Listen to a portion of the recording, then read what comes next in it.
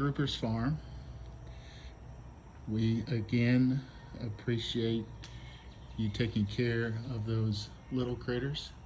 And speaking of those little critters, I've been thinking about a way to make this process a little more captain friendly, really for anybody, because those two are bullies. The girls are also bullies, but they're not quite as bad, but you should not have any interaction with them. But my question was, what do I do with the two horses that started to remind me of Boone, because all they care about is food? So I have created a bucket, and as you will see, it's right here by the front door, the back door. It's called Diversion Food. So Jim, all you're gonna do is you're gonna take the diversion food and we're gonna head this way, and we'll be right back when we get to our final destination. Okay, as you see, the two Boones are following me. They're following me on this section because we do not have electric fence. So you see, you have the bucket that you put up last time you were here. I've now put up a second bucket with a chain, and we're going to put the diversion food this down.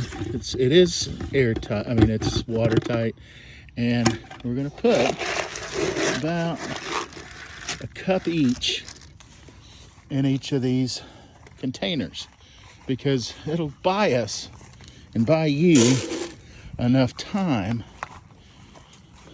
to make a clear entry into the barn without them interfering. And as you see, hook, line, and sinker. They're both eating from the diversion food. So we'll button that back up, and we'll come up to the next level of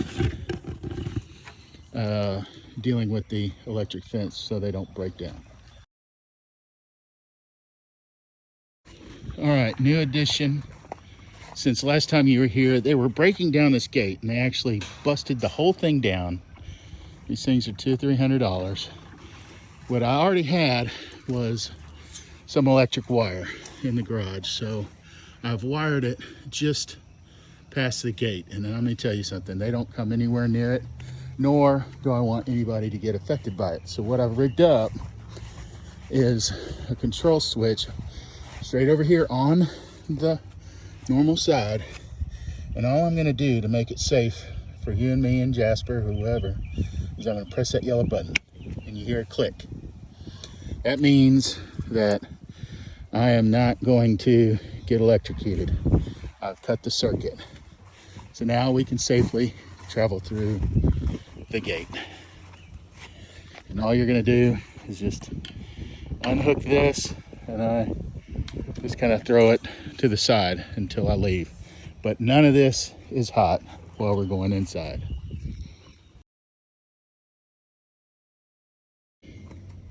All right, while the two are diverted, we're gonna go ahead and put their food bowls way out here, kind of on the edge of this grass line, just so you don't have to jack with them on your way out of the barn. They'll be too busy eating their stuff. So they're gonna kick them around in between, but all this freedom while they're diverted is what we're after. So we'll now enter the barn.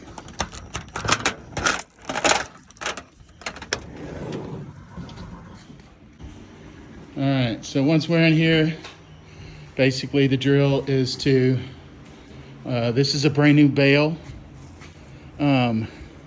It's literally only about,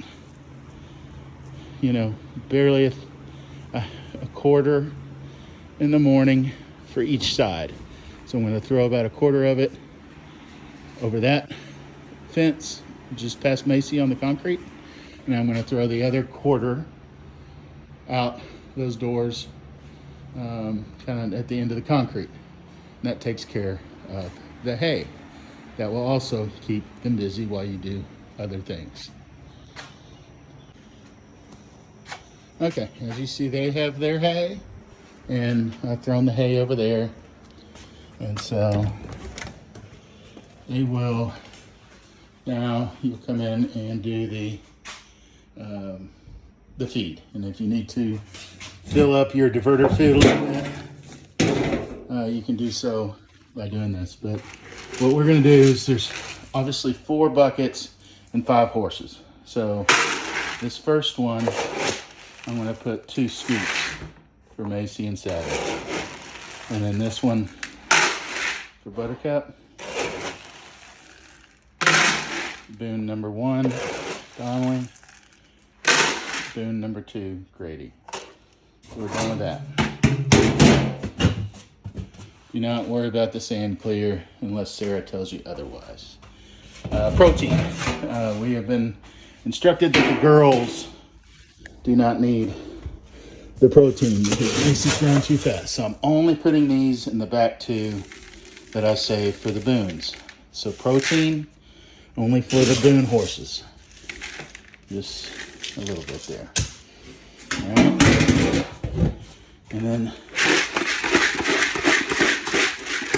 mix that up a little bit.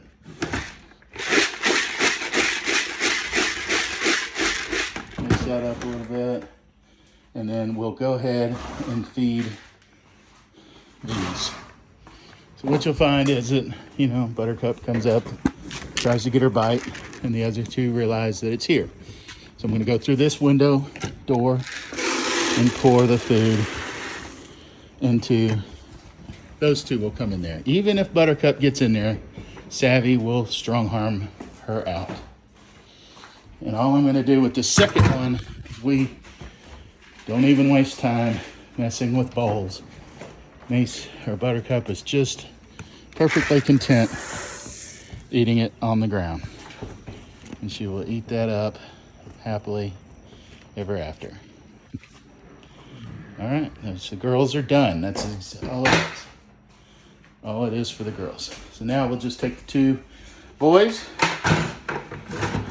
put them in there too, make a little circle. Those 2 will be separated once you put it in there, and you'll be clear to leave the facility. We'll go over that here in a second. And what you're gonna find is even with the diverter food, these guys might come over and start eating the hay, which is perfectly fine. They'll come over, which you're probably used to, and they'll get a bite. Okay? And all I do is walk over to Donnelly. He wants a bite. But I think once they get used to the diverter food a little bit better, they'll stay over there until you're ready. And then I make the long trip over to fill this bowl, which is away from the fence in the barn.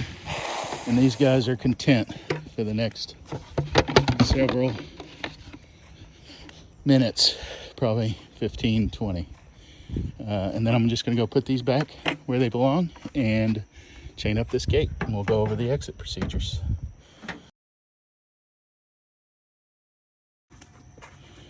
All right, so this is nice and tight. They're perfectly content. Both water troughs have an autofill that are working. Remember, we have turned this off. I don't suggest you come grab it because I hit my forehead the first time I did it, but it is off just for safety precautions. So I'm gonna go over there and I'm just gonna kind of pick this up to where it's with me. And remember, this side that I just picked up, even if it was on, is not connected to anything right now. Not until I close the gate. So I've closed the gate to make sure it's in there. And now I'm just going to hook this hook onto that. Okay. So now they will not mess with this poor gate. And then I'll go back over to this, and the red button is on. And that doesn't really make a click. So what I have to do is make sure that red light is on. I put my hand over it. The red light is on. That means it is hot and no horses will mess with the gate or this side of the fence. And again, just remember, if you want to turn it off, you'll hear a click. There's no red light. And when I'm turning it on, Don't really hear a click, but you can check it by knowing there's a red light. So now it's good to go. I peek over, that water level's perfect. That autofill, and we're done. And you can take the diverter feed back underneath the awning if you want, if you think it's going to rain, or you can leave it there as long as the lid is screwed on tight. Simple as that. And call us if you have any questions. Love you, man. Thank y'all so much.